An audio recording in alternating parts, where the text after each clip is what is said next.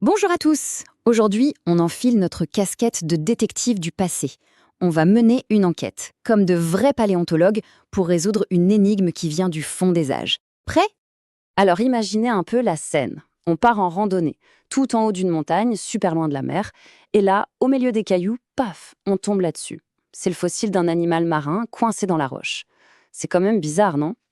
Voilà notre grande énigme du jour. Comment une bestiole qui vit dans l'eau a bien pu finir tout en haut d'une montagne? Pour le découvrir, on va apprendre à lire les indices que la nature nous a laissés. Et notre indice numéro 1, ce sont les fossiles. Bon, pour bien commencer notre enquête, il faut qu'on soit au clair sur notre principal indice. Alors, première question toute simple, c'est quoi un fossile exactement? En fait, un fossile, c'est un peu comme une photo, mais une photo très, très, très vieille d'un être vivant. Une sorte de souvenir de la vie passée qui a été conservé pendant des millions d'années à l'intérieur d'une roche. Mais attention, devenir un fossile, ça ne se fait pas comme ça, en un claquement de doigts. C'est un processus hyper long. Regardez, d'abord, un animal meurt. Il tombe au fond de l'eau. Ensuite, tout doucement, il se fait recouvert par du sable, de la boue, ce qu'on appelle des sédiments.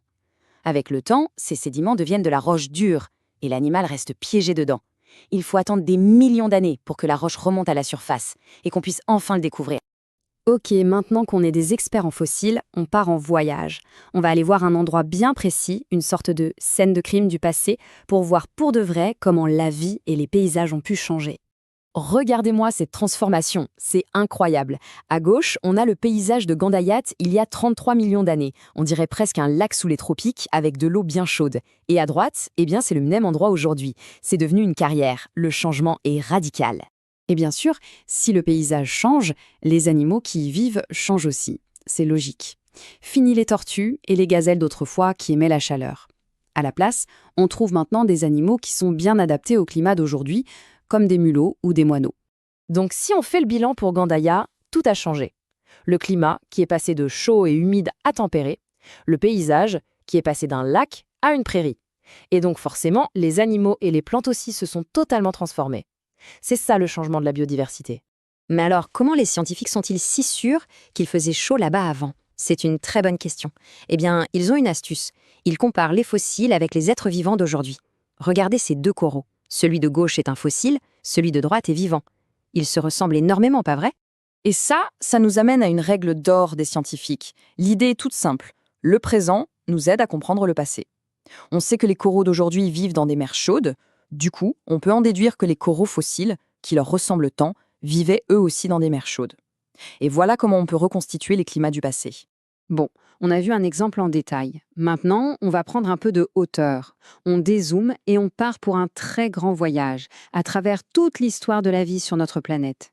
L'histoire de la Terre est incroyablement longue. Tellement longue que pour s'y retrouver, les scientifiques l'ont découpée en grandes périodes, un peu comme les chapitres d'un livre géant. Ces chapitres, on les appelle des ères. Mais attention, dans ce grand livre de la vie, il y a des moments très violents. Des moments où, d'un seul coup, un nombre énorme d'espèces vivantes disparaît complètement. C'est ce qu'on appelle une crise biologique ou une extinction de masse. Ce graphique le montre très bien. Regardez cette chute brutale il y a 65 millions d'années. Le nombre d'espèces s'effondre. C'est l'extinction la plus célèbre de toutes, celle qui a provoqué la disparition des dinosaures. Alors, notre enquête touche à sa fin. On a vu plein de choses. Qu'est-ce qu'on doit vraiment retenir de tout ça? Si on devait résumer en 3 points clés, ce serait 1. Les fossiles sont des indices super précieux pour connaître la vie d'avant. 2. Grâce à eux, on peut redessiner les paysages du passé. Et 3. La biodiversité, c'est-à-dire l'ensemble des êtres vivants, n'est jamais la même, elle change tout le temps. Et maintenant, le moment de vérité. Notre fossile marin en haut de la montagne. On a enfin la réponse. Et elle est dingue. En fait, avant, il n'y avait pas de montagne à cet endroit.